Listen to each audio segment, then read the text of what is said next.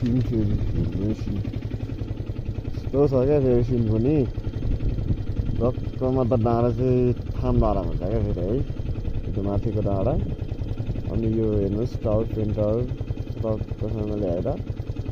यस्तो पो छ त हजुर हाम्रो त अनि यस्तो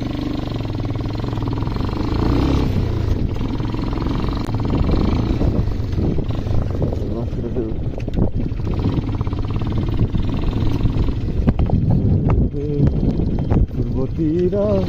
किन किन मनैले भयो साथी सङ्गी बाटो छ यार